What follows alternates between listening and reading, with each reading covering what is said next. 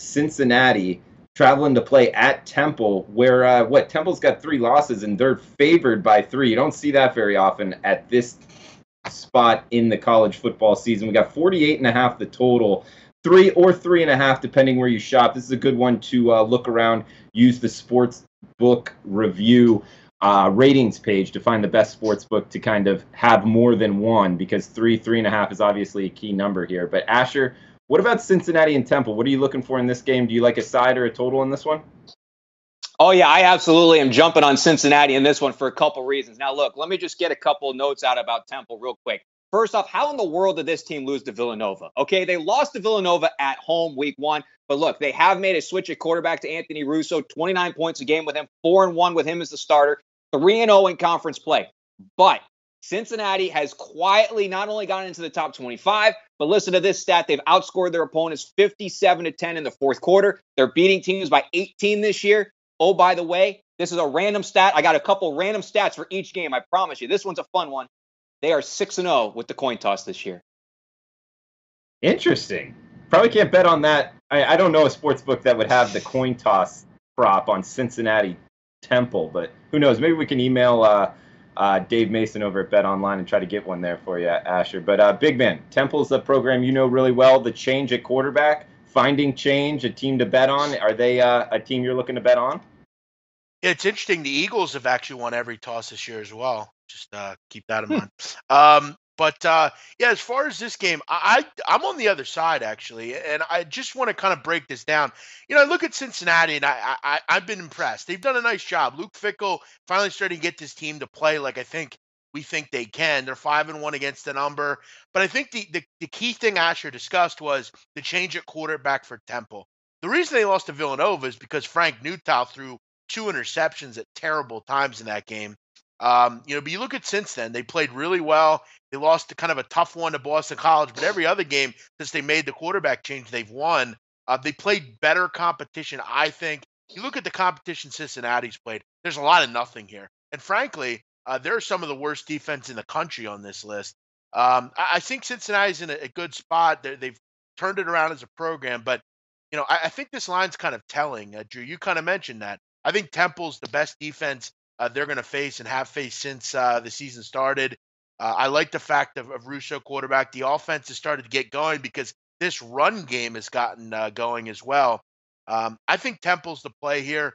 I just am not overly impressed with the teams that Cincinnati's beaten.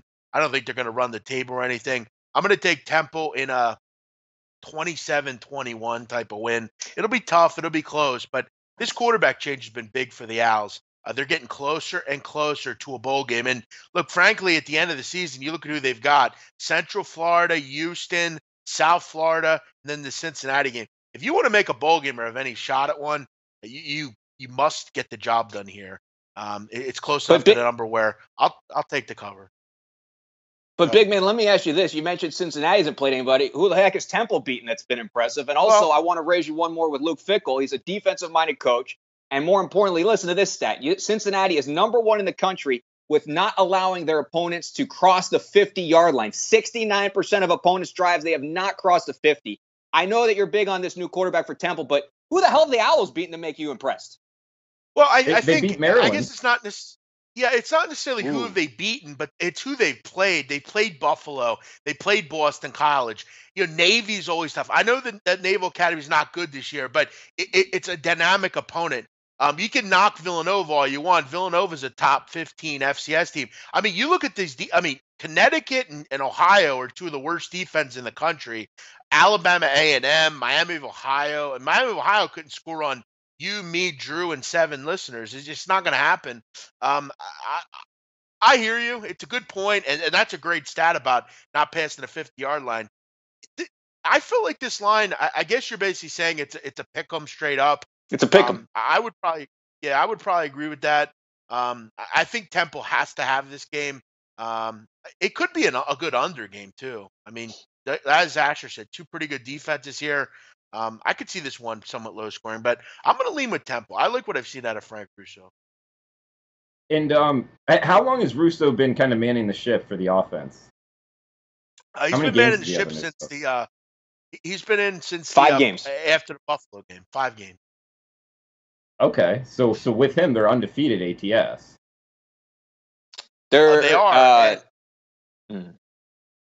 I believe they are. They were 13.5-point dogs to BC, so he covered that game.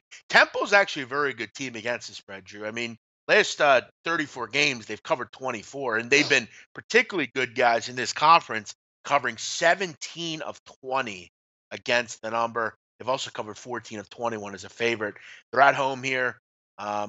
This is actually a decent spot, though, as well. This field is going to get torn up. That Eagle Carolina game might be a little weird this weekend. I always hate when you have a game the day before. Oh, interesting point there for NFL bettors. Yeah, it's a college game and then an NFL game the next day. Yes, correct. Interesting stat there, big man. That's something to definitely research. As far as what do you think that would favor, the under maybe in the NFL game? Yeah. I mean, again, it's kind of random, but it's just the field could be a little bit more.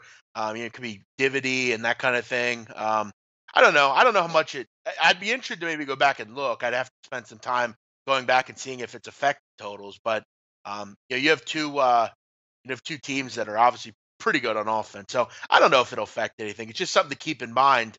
Might be hard to turn and things like that. Maybe some divots and things like that. Just a worn field, really. Absolutely. That's a great stat and a great find there, big man. I mean, it's tough to beat betting markets, and that's something that, in my opinion, is worth researching. So, yeah, Temple is, 5 straight ATS covers. I'm looking at SBR odds right now, guys. I like the classic view, but you can do kind of the new view that SBR odds has put out. And if you click on the teams, you can scroll down and see who they've played, how they've fared ATS-wise. So it's a great tool to use at SBR odds. Hey guys, thanks for tuning in to our channel. Now we've put a lot of work into producing all these free videos, so please help us out and keep all our content free for you forever by simply liking, sharing, commenting, and subscribing. Now, not to mention, a visit to our industry-leading website will warm the hearts of all our SBR employees, especially myself. Now, the links are over there to the left, so do check those out. Thanks for watching.